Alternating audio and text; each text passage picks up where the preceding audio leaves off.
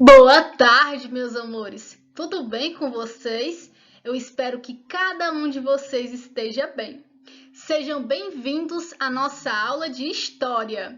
Hoje nós vamos estudar o capítulo 6. Vamos conhecer mais sobre os povos astecas. Então, vocês podem até acompanhar no livro didático de vocês, na página 70 a 74. Vem comigo se aventurar na aula de hoje e aprender mais sobre história. Uma das sociedades mais influentes que surgiu na Mesoamérica foram os astecas. É isso mesmo. Os astecas, eles acabaram incorporando para sua cultura dos povos maias, dos toltecas, dos olmecas. Mas afinal, professora, como foi que surgiu o Império Azteca, esse grandioso império? Existe uma lenda, meus amores, que explica como foi que surgiu o Império Azteca. De acordo com essa lenda, o deus Huitzilopochtli, ele prometeu conduzir 7 tribos, 7 povos para um lugar melhor. Então, o que eles fizeram? Eles deixam a cidade de Azatlã e seguem para esse lugar que o deus Huitzilopochtli prometeu a eles. Então, esses povos deixam a cidade de Azatlã, deixam tudo para trás e seguem a visão que o deus Huitzilopochtli disse a eles, para ir a um lugar novo, a um lugar que ficaria logo a mais ao sul. E esse local prometido aos astecas, através de uma visão que o deus Huitzilopochtli mostrou, seria uma ilha rochosa, na qual eles avistariam, assim quando chegasse, uma águia pousada num cacto com uma serpente na boca. Seria justamente nesse local que os astecas iriam erguer um templo e depois uma grandiosa cidade. Observem aqui que nós temos o deus Huitzilopochtli e aqui nós temos a visão que ele revelou aos astecas, uma águia pousada no cacto com a serpente na boca. Então, depois de anos de peregrinação, os mexicas astecas chegam ao local prometido pelo deus.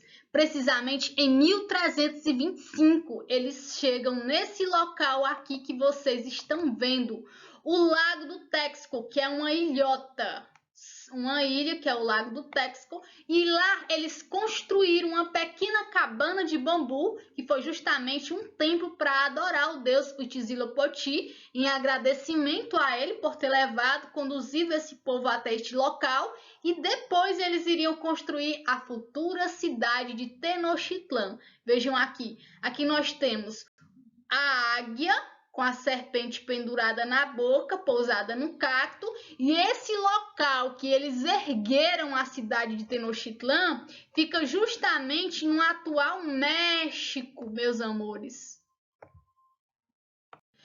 E os astecas, eles eram guerreiros, e aí quando eles chegaram lá, eles começaram a invadir cidades, começaram a dominar povos, e essas invasões, essas dominações, resultou na formação de um grande império. Para vocês terem uma ideia, a guerra ela era uma das atividades centrais dos povos astecas. Através da guerra, eles dominavam outras sociedades e obrigavam essas sociedades que foram dominadas a reconhecer a autoridade política, a reconhecer a autoridade militar e até pagar impostos para os astecas. E os astecas são considerados um dos povos mais sanguinários da história. Faziam vários sacrifícios humanos do alto da pirâmide, dos seus templos, para agradar os deuses. Para os astecas, meus amores, o sacrifício humano é como se fosse um alimento para o deus. É como se fosse um presente para o deus. Então, esse sacrifício humano ia manter a existência humana, ia manter o mundo funcionando, a colheita ia ser boa, o sol ia nascer, ia ter chuva, e isso era que fazia o funcionamento do mundo ocorrer. Caso não tivesse esses sacrifícios e essas oferendas ao Deus Sol, consequentemente a humanidade iria desaparecer. Então eles sempre faziam esses rituais para oferecer ao Deus Sol, e na maioria das vezes eles utilizavam prisioneiros de guerra. Professor, e como era organizada a sociedade asteca?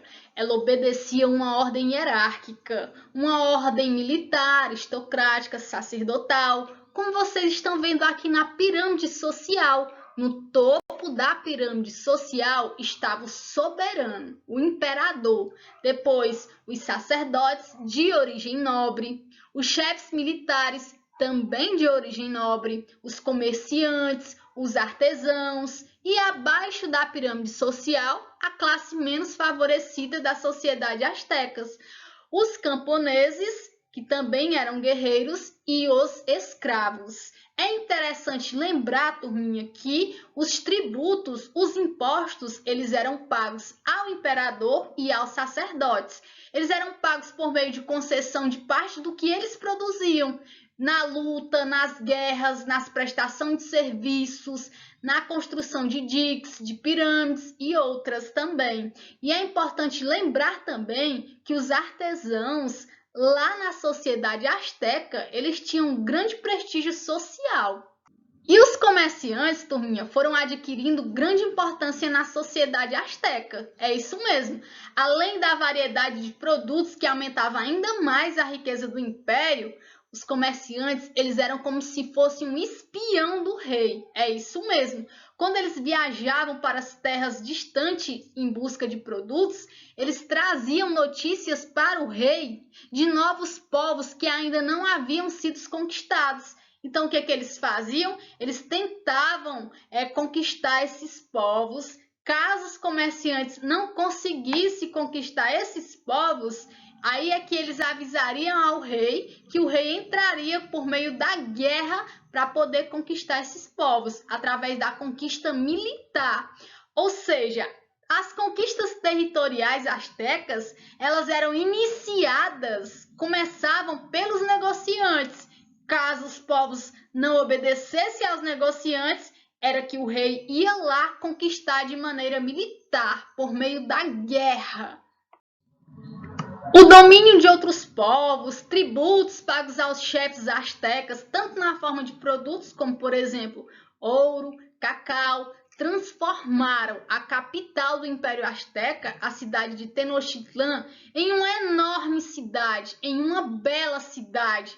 Estima-se que lá pelo começo do século XVI, a capital do Império Azteca, a cidade de Tenochtitlan, tivesse aproximadamente 300 mil habitantes e que o Império reunisse ao todo mais de 25 milhões de pessoas, ou seja, um grandioso império. E aqui no mapa, turminha, nós temos a localização da capital do Império Azteca, a grandiosa cidade de Tenochtitlan, que fica localizada no México, em uma ilha.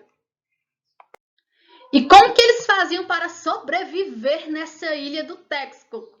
Por causa das inundações que aconteciam, eram inundações que aconteciam de maneira periódica mesmo. Então, eles aprimoraram vários conhecimentos técnicos, construíram diques, construíram barragens, tudo isso possibilitou o controle do nível da água. E como o Lago do Texcoco, turminha, era uma água salgada, foi necessário ainda encontrar uma forma de conduzir a água potável para que eles pudessem consumir. E para isso, eles construíram vários aquedutos. E a cada dia que passava, a população ia crescendo, crescendo. Então, eles tinham que aprimorar técnicas também para obter alimentos. E como lá era um lago, como é que eles faziam para sobreviver? Não tinha terras férteis. Para ampliar as terras agrícolas, os astecas eles criavam terraços sobre a água, terraços sobre os lagos. E esses terraços, que tem até aí na imagem, eles são chamados de chinampas. O que eram essas chinampas? É como se fossem canteiros flutuantes. E nesses canteiros flutuantes, eles cultivavam flores, cultivavam hortaliças, cultivavam necessário para a sua alimentação. Então, essas chinampas foi de fundamental importância para a sobrevivência dos astecas. A agricultura, turminha, era a base da economia asteca. A sociedade ela estava organizada em comunidades aldeãs e eles produziam em terras coletivas para a própria subsistência, para a própria sobrevivência, naquelas chinampas, como a gente viu. E o que sobrava, os excedentes, eles eram destinados ao Estado, como forma de tributos, como forma de impostos. E eles cultivavam de tudo, cultivavam milho, cultivavam feijão, cultivavam pimenta, abóbora, cacau, algodão, tabaco e uma grande variedade de frutas e legumes também. E aos poucos, a cidade de Tenochtitlan se tornou um grande império. Turminha, por hoje é só. Eu espero que vocês tenham gostado da aula de hoje. A próxima aula é uma continuidade dos povos astecas. Vou passar a atividade. Qualquer dúvida podem perguntar. Comentem, curtam o vídeo. Então, tchau, tchau!